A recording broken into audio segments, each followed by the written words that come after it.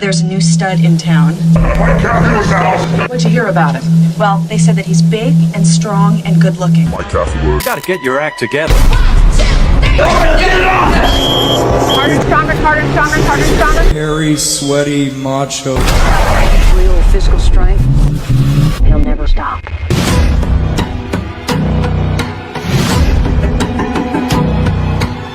Welcome to the Work in Progress podcast. I'm Michael D. Catherwood, your faithful host, and I hope you're having an excellent day or evening, depending on when you're listening and watching this. I got a question from my man Jake, who's a stud. He's one of my Patreon clients, and if you're interested in receiving a little bit more hands-on help, you can check my Patreon out. I'll put a link in the show notes below. And he was asking about diet versus training on the last Q&A.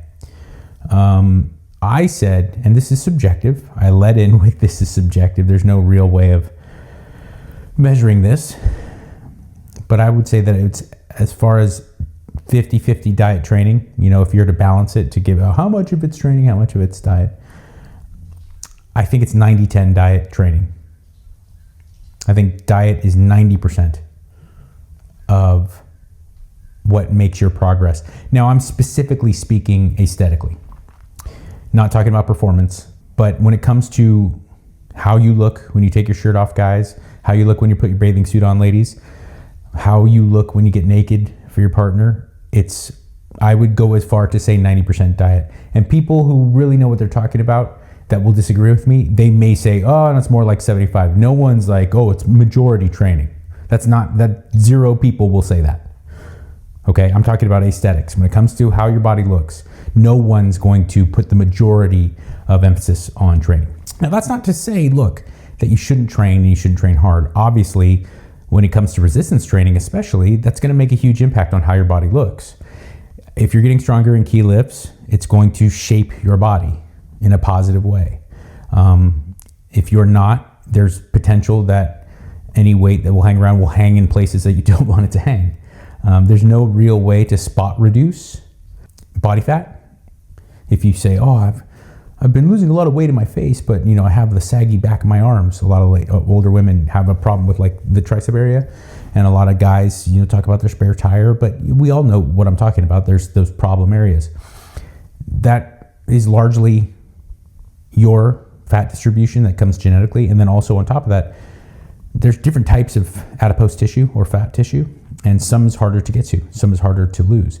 Now, you can't spot reduce it, but it's an amount of time in a dieting phase, and then also a more severe, or at least achieving a more severe in the long-term calorie reduction than you would for the kind of surface, the visceral fat.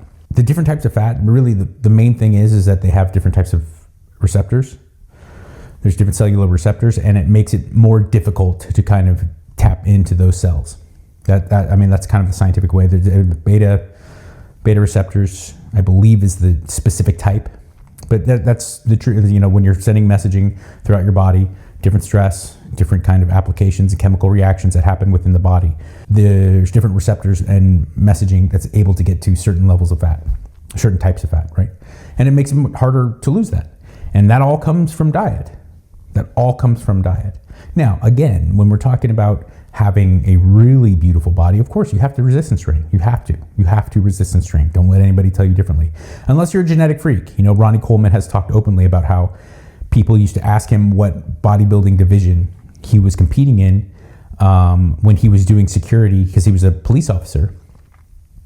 And before he got into competitive bodybuilding, he'd be collecting some extra cash by doing security at bodybuilding shows. And they're like, oh, well, are you open? Are you super heavyweight? He's like, I'm security. I don't know. And he didn't train or eat or anything. He's eating fast food and not lifting. And we're talking God tier genetics. Some people are going to have more shapely, full muscle bellies. Francis Ngannou is another perfect example. He just came out of the womb to have an amazing full muscle bellies with a beautiful physique.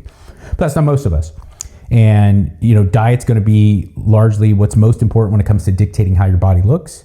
But training is what you need to do. But I would look at it, I genuinely would look at things when people think like, I got to get in shape. They have the old adage of Rocky, you know, the montage in their head, like ding, ding, ding, getting strong now. You're going to go out and you're going to go for a jog, and then you're going to jump rope and you're going to do your sit-ups, and that's what's most important. The reality is like if you have a vision of how you want your body to look and it doesn't look that way, you really need to buckle down on diet. You really, really need to. Then, with the extra added energy and focus that you have, get 2 or 3 days in the gym and train hard and lift weights.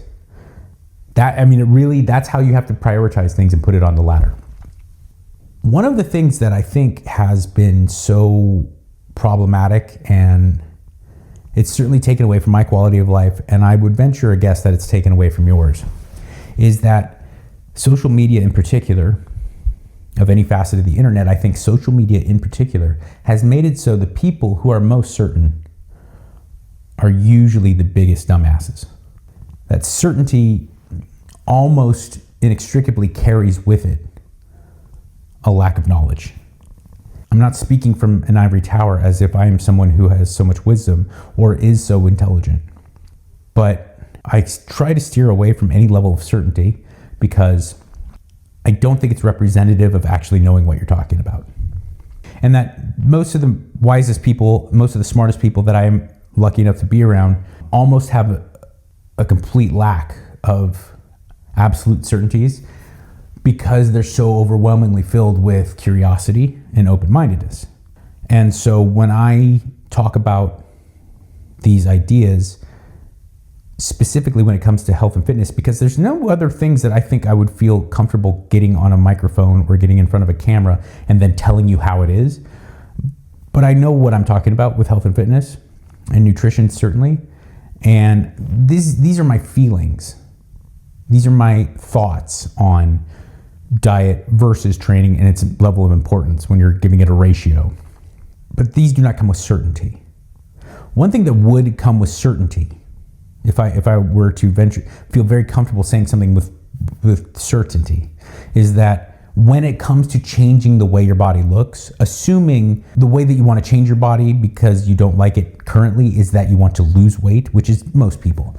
Very few people, there are those people, but very few people are just like, I'm just so skinny, I just need to gain weight. Yeah, you're out there, I get you. But let's be clear and let's be honest with each other. The overwhelming majority of people, certainly in this country, that want to change the way their body looks need to lose weight, right? Need to lose body fat. And if that's the case, like I said, you have that Rocky Balboa montage in your mind. I'm going to do it. I'm going to put my mind to it. I'm going to do it. You really need to first put your mind to diet and then fill the cracks with training.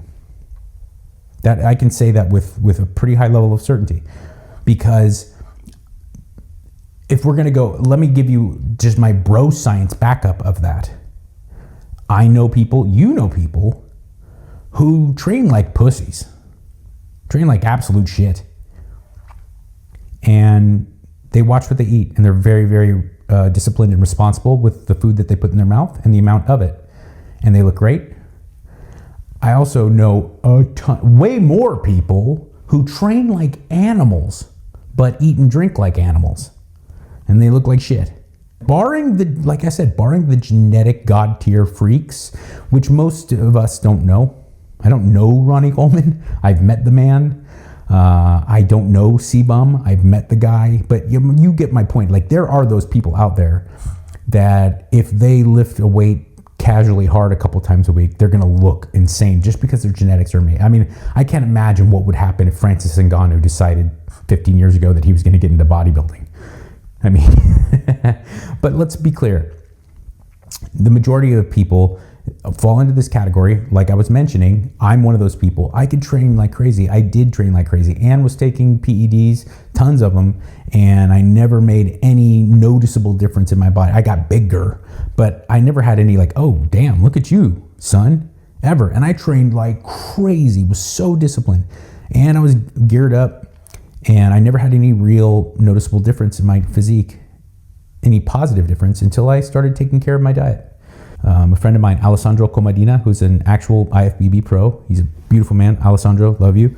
He's a trainer and an IFBB pro bodybuilder, and he's an older guy. He was professional in the mid-90s in a really competitive era.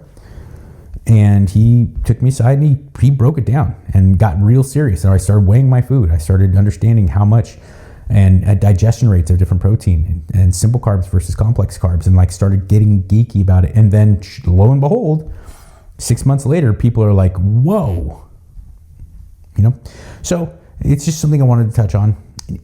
Diet also, even I think even more so than training, and training can be very individualized, but diet is even more so individualized. There are people, look, you have, and this is one of my biggest complaints about things like carnivore diet or keto diet or certain plant-based diets and things like that. The new ones, the fruit diet or the sugar diet, the sugar fast, and all. There's a percentage of the population that's going to work very well for. There's a percentage of the population that's going to be a disaster for. And so when everyone's like, I lost so much, I did carnivore and I lost so much weight and now my blood markers are better. Awesome. Do that. Continue to do that if that works well for you. There is a good percentage of the population that's going to be a disaster for. And so when it comes to diet, you have to understand, you have to find the right diet and that is sustainable and fits you for your optimal goals and for your body type and your genetics. I really, really wish there was a simpler way to explain it for you so that you could apply that to your life. That's not the case. And when I wrote A Meathead's Guide to Salvation, that was what I wanted to do. I said, look, there's so few really universal, unarguable tenets of how to have a diet that's going to change the way that you look. And, you know, protein levels, calories, and calorie amount that you take. But as far as like macro breakdowns, as far as like meal timing and everything, that you have to find that out on your own. But if someone gives you the proper framework, which I think the Meathead's Guide to Salvation does, you can do that. But the only way you can do that is to apply it. And so just eating whatever the heck you want, or following some diet that's a reductionist diet where you just say, I'm not going to eat any carbs. I'm not going to eat any plants. I'm not going to eat any of this. I'm not going to eat any of that. You're not going to really fine tune what's optimal for you and your body type. And then also what's optimal for you to do this for the rest of your life, what's sustainable. All right. Speaking of my ebooks, check them out at my Shopify store. For you ladies, I have Flex in the City. For everyone, I have A Meathead's Guide to Salvation.